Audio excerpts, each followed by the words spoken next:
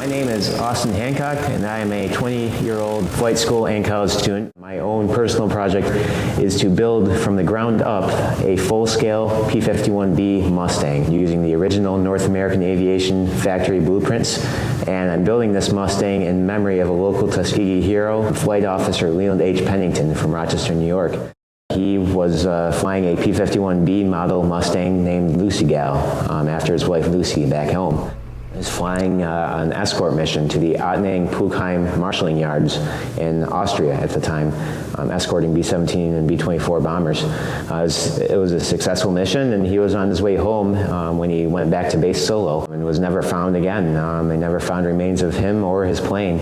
He just disappeared, so we need a tribute to him here in Rochester for our local hero. And a P-51B Mustang named Lucy Gal would be the proper memorial.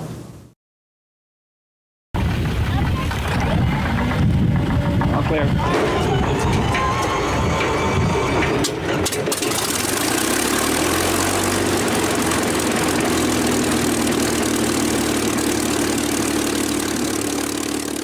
My name is Doug Rosendahl, and I'm a member of the Commemorative Air Force. I fly as a volunteer. This airplane's owned by the CAF, and we take it all across the country using it as a tool to tell the story of the Tuskegee Airmen and to inspire young and old people about the excitement of flight and hopefully cause some of them to want to go home and learn more about World War II and the Tuskegee Airmen specifically. This is the North American P-51C Mustang.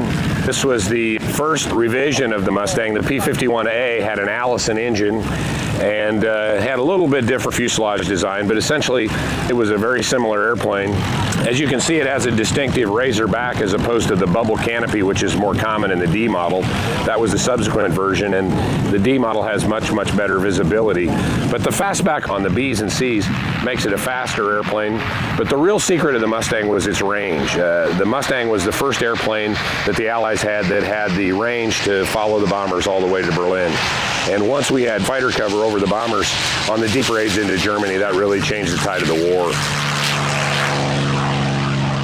At that point, the Germans knew they were in deep peril. Bomber losses reduced dramatically once they had fighter cover, and things started going our way.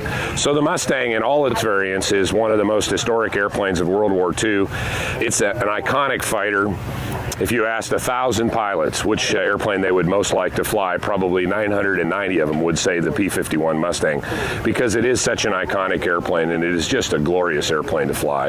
It handles nice, it's fast, it is smooth, and it's just a real honor and a privilege to be able to take an airplane around like this and show it to the public so they can see and feel and hear and touch these airplanes and understand what they're really like and what they really did in the battle to preserve our way of life. This P-51 Mustang project is important because, as I'm sure many people know, the greatest generation is fading, and it's quite sad, and we need a flying memorial to the Tuskegee Airmen, who there's even less known about, and I believe this P-51 could be that memorial, to be honest. There's very few Mustangs flying, only one commemorating the airmen, and to have one here remembering a local hero would be great, and it's important that we have it flying to teach the younger generations and even the older ones the sacrifices that were made for our freedoms and liberties that we enjoy today by the greatest generation in World War II, and expand upon it and remember it with a flying Mustang.